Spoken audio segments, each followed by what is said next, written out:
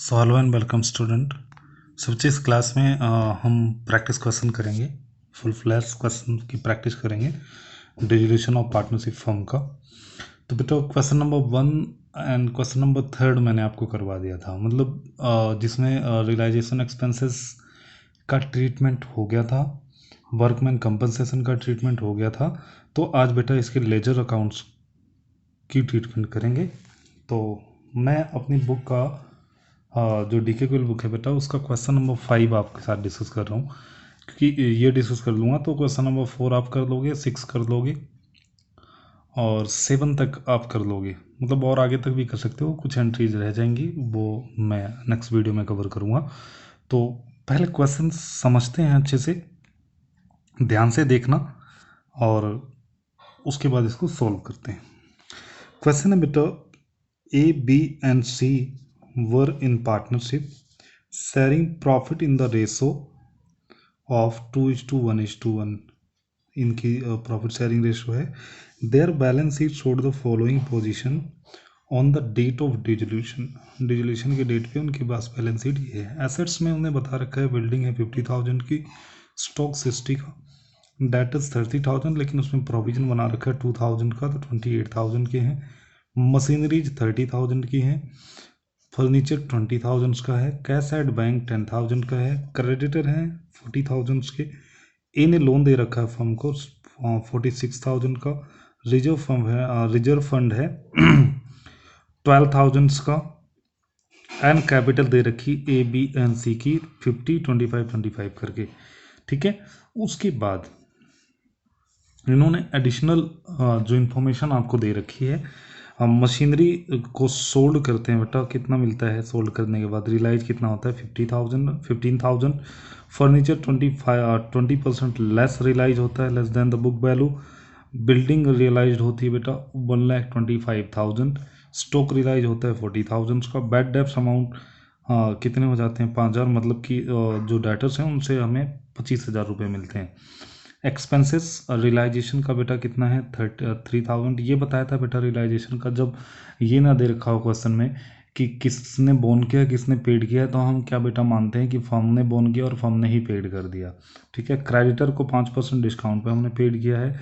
उसके बाद बोल रहा है there was a claim of 8,000 for the damages against the firm, it has to be paid out. Unrecorded liability है बेटा, तो इसको हम पेड करेंगे। अब आपसे बोला जा रहा है कि प्रिपेयर नेसेसरी अकाउंट्स, तो नेसेसरी अकाउंट्स हमें बनाना है। तो सबसे पहले मैंने आपको बताया था कि क्वेश्चन में सबसे पहले क्या बनेगा बेटा, रियलाइजेशन अकाउंट बनेगा। तो सबसे पहले हम एसेट्स को ट्रांसफ़र करेंगे। ट्रांसफ़र करने का मतलब वही है बेटा, इसको बैलेंस शीट से ख़त्म करते चलिए, मतलब बिल्डिंग को हमने क्या कर दिया, यहाँ से ख़त्म कर दिया। ठीक है, बिल्डिंग यहाँ पे लेके आ गए बेटा, रियलाइजेशन अकाउंट बना दिया। देखिए फॉर्मेट देख लीजिए, तो रियलाइजेशन अकाउंट बना दिया, तो टू बिल्डिंग 50,000 का यहाँ पे आ गया। उसके बाद यहाँ पे स्टॉक है, स्टॉक को हमने ख़त्म कर दिया, स्टॉक यहाँ पे आ गया बेटा 60,000 का। डाटा से यहाँ पे एक बात ध्यान रखना बेटा, ये मैंने बताया था आपको जब ये रियलाइजेशन का फॉर्मेट बताया था कि बेटा 30,000 पूरा का पूरा कहाँ पे जाएगा, रियलाइजेशन के डेबिट साइड में, और ये जो बेटा 2,000 है, ये 2,000 रियलाइजेशन के क्रेडिट साइड में जाएगा। तो यहाँ से बेटा डेटर्स ख़त्म कर दीजिए और प्रोविजन ख़त्म कर दीजिए। तो यहाँ पे डेटर्स कितना आ गया बेटा 30,000 आ गया, और यहाँ पे देखिए ये बाई प्रोविजन, ये प्रोविजन आ गया बेटा 2,000 का। ठीक है, क्रेडिट साइड में। उसके बाद बेटा मशीनरी है, मशीनरी ख़त्म करिए, मशीनरी 30,000 आ गई यहाँ। फर्नीचर को ख़त्म करिए, फर्नीचर इधर आ गया। ठीक है, और कैश एट बैंक मैंने बताया था बेटा ट्रांसफ़र नहीं होता, इसके लिए अलग से अकाउंट बनता है। अब इधर देखिए, इधर क्या क्या ट्रांसफ़र कर सकते हैं बेटा। थर्ड पार्टी लाइबिलिटी क्या है यहाँ पे, अकेला क्रेडिटर है, तो क्रेडिटर को ख़त्म करिए। क्रेडिटर को बेटा यहाँ पे हमने ट्रांसफ़र कर लिया 40,000। ठीक है, उसके बाद इसमें थर्ड पार्टी कोई लाइबिलिटी नहीं है, क्योंकि ए क्या है बेटा अपने फर्म का है, तो इसका अलग से अकाउंट बनेगा। रिजर्व फंड बेटा इनके प्रॉफिट ही है, तो इसको पार्टनर कैपिटल में जाएगा, और कैपिटल तो कैपिटल में जाती ही है। अब हम क्या करेंगे, अगली अपनी एंट्री करेंगे जो एडजस्टमेंट की एंट्री है। एडजस्टमेंट की एंट्री में क्या करेंगे बेटा, देखो by bank account asset realise, ये मैंने बताया था आपको कि एसेट्स रियलाइज होगी। अब मशीनरी जितने की बिकती है, ठीक है, मशीनरी जितने की बिकी है, देखिए कितने की बिकी है बेटा 15,000 की बिकी है, हमने लिख दिया यहाँ पे 15,000। अब यहाँ पे बोल रखा है कि फर्नीचर ना 20% लेस पे रियलाइज होता है।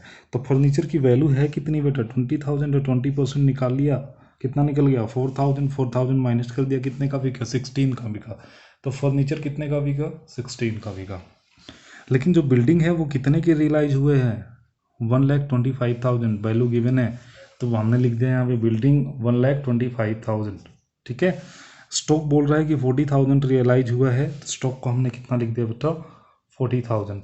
लेकिन अब डेटर्स के बारे में बोल रहा है कि 5,000 रुपये बैड डेब्ट्स बन गए, मतलब वो हमें रिकवर नहीं होंगे। तो कितने थी, कितनी वैल्यू थी बेटा, 30,000 थी। 30,000 में से हमें 5,000 कम मिले हैं, मतलब मिले कितने हैं, 25,000 मिले हैं। तो 25,000 यहाँ पे लिख लिया। अब इन सब का हमने टोटल कर लिया तो 2,21,000 हो गया बेटा। कितना हो गया, 2,21,000। इतने पैसे हमें मिले जब हमें हमारी एसेट्स रियलाइज्ड हुई। उसके बाद मैंने बताया था जो थर्ड पार्टी लाइबिलिटीज़ हैं उनको पेड करेंगे। तो थर्ड पार्टी लाइबिलिटीज कौन सी हैं, क्रेडिटर। तो क्रेडिटर के बारे में देखिए, कोई एडजस्टमेंट दे रखी है, दे रखी है। क्या दे रखा है उसमें, इसमें बता रखा है कि जो क्रेडिटर है उनको हमने 5% लेस पेड किया है, तो 5% का बेटा 2,000 हो जाएगा। तो यहाँ पे देखिए मैंने ये लिख दिया बेटा कि टू बैंक अकाउंट लाइबिलिटीज पे, तो जितनी भी लाइबिलिटीज हैं उनको पेड कर दीजिए एक साथ। जैसे क्रेडिटर है 5% लेस हमने पेड करना है, तो 38,000। अब यहाँ पे जो क्लेम है बेटा अनरिकॉर्डेड वाला, अनरिकॉर्डेड वाले क्लेम को पेड करेंगे, तो ये हमने और पेड कर दिया 8,000। टोटल कितना कर दिया, 46,000। लेकिन अब यहीं पे बेटा रियलाइजेशन अकाउंट, रियलाइजेशन एक्सपेंसेस हैं, तो रियलाइजेशन एक्सपेंसेस को हम पेड करेंगे। तो to bank realisation expenses paid, तो 3,000 हो गया। उसके बाद इधर का टोटल करेंगे और इधर का टोटल करेंगे। जब मैंने बताया था कि जो क्रेडिट साइड का टोटल क्या हो बेटा, डेबिट से बिगर हो तो क्या होता है, आपको प्रॉफिट होता है, और जो डेबिट का टोटल बिगर हो किससे, क्रेडिट साइड से, तो लॉस होता है। तो यहाँ पे बेटा इस साइड का जो टोटल है ना, इस साइड का जो टोटल है वो बिगर है किससे, डेबिट साइड से। तो इसका टोटल कर लिया 2,63,000।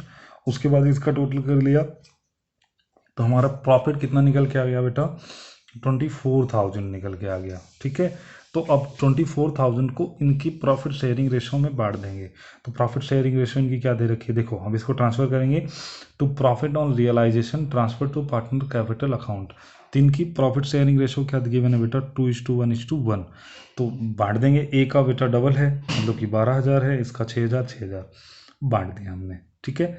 अब उसके बाद क्या बनाना है हमें, जो पार्टनर्स का लोन अकाउंट है। अच्छा, पार्टनर्स का लोन अकाउंट क्यों बनाते हैं बेटा, मैंने बताया था कि रियलाइजेशन के जस्ट बाद ही हम क्या करते हैं, पार्टनर का लोन अकाउंट बनाते हैं, मतलब जो पार्टनर्स की कैपिटल है उससे पहले बनाते हैं। इसका रीज़न ये है क्योंकि बेटा अगर हमारे पास पैसे नहीं होंगे, मान लो फर्म के पास पैसे नहीं होंगे, तो पार्टनर्स का जो कैपिटल का अकाउंट है, जो कैपिटल का जो बैलेंस बचेगा वो फर्म वापस नहीं करेगी। तो इसलिए सबसे पहले वो बेटा लोन अकाउंट बना देती है कि जो बाद में जो पैसे बचेंगे उसको उनके कैपिटल अकाउंट्स में उसको वापस करेंगे, नहीं तो वापस नहीं करेंगे कुछ भी। तो लोन अकाउंट कितने का है, 46,000 का है, तो बना देते हैं बेटा ए का लोन अकाउंट। तो आप सभी जानते हो बेटा प्रोविजन का क्रेडिट, जो भी लाइबिलिटीज है उनका बैलेंस क्या होता है, क्रेडिट होता है। तो बाय बैलेंस BD। उसके बाद टू बैंक अकाउंट, इसकी बेटा हमने क्या कर दी, पेमेंट। ठीक है। इसकी हमने क्या कर दी, पेमेंट कर दी 46,000। उसके बाद कैपिटल अकाउंट, बेटा आपने बहुत बार बनाया कैपिटल अकाउंट, तो आज भी वैसे बनाना है। पहले यहाँ पे बैलेंस BD जो बैलेंस शीट में गिवन है कर दिया।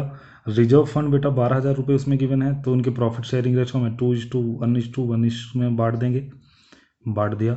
रियलाइजेशन का प्रॉफिट यहाँ से ले लेंगे बेटा, रियलाइजेशन में 12,000 6,000 6,000 12,000 6,000 6,000 बांट दिया हमने।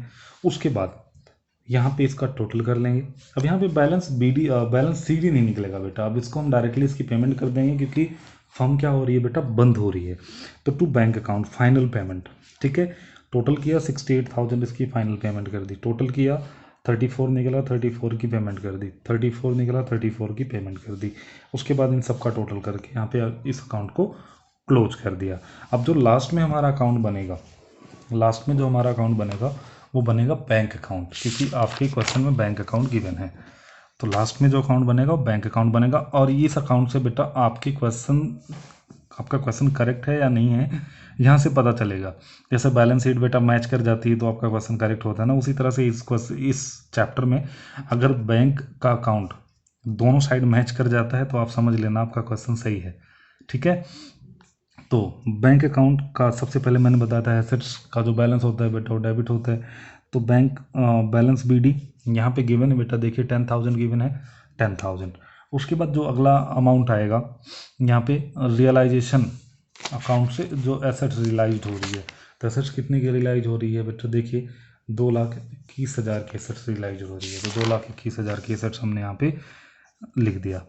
ठीक है, उसके बाद रियलाइजेशन अकाउंट लाइबिलिटीज पेड, तो लाइबिलिटीज पेड ये वाला अमाउंट, यहाँ पे जो अमाउंट है इधर ये लाइबिलिटी जो पेड करी कितने की 46,000 की, तो यहाँ पे लिख दिया हमने इसको 46,000। रियलाइजेशन एक्सपेंस जो हमने पेड किया है यहाँ पे देखिए रियलाइजेशन एक्सपेंस 3,000 का पेड किया है ना, तो 3,000 का यहाँ पे लिख दिया। उसके बाद जो पार्टनर्स ए का लोन है बेटा, यहाँ पे देखिए ए का लोन जो हमने पेड किया है वो यहाँ पे लिख देंगे हम, ए का लोन हमने पेड कर दिया। मतलब जहाँ पे बैंक से रिलेटेड एंट्री हो सारी बैंक अकाउंट में आ जाएगी। उसके बाद इसका कैपिटल अकाउंट ए का कितना बेटा हमने पेमेंट करी है, ए की पेमेंट करी है 68,000, बी की 34, सी की 34। तो यहाँ पे लिख लिया ए का कैपिटल 68, बीज कैपिटल 34, सीज कैपिटल 34, इसका टोटल कर लिया 31, इसका टोटल कर लिया 31। मतलब जब ये दोनों ही क्रेडिट और डेबिट साइड बराबर हो जाए तो आप ये मान लेना कि आपका क्वेश्चन सही है, आपके आंसर सही हैं, मतलब आपने सही आंसर निकाल रखा है। ठीक है, तो एक बार आंसर मैच करते हैं। देखिए बेटा प्रॉफिट कितना 34,000, प्रॉफिट कितना 34,000। फाइनल पेमेंट देखिए कैपिटल की 68, 34, 34, यहाँ पे देखिए 68, 34, 34। और बैंक का टोटल इसने बताया बेटा 2,31,000, तो 2,31,000 और 2,31,000।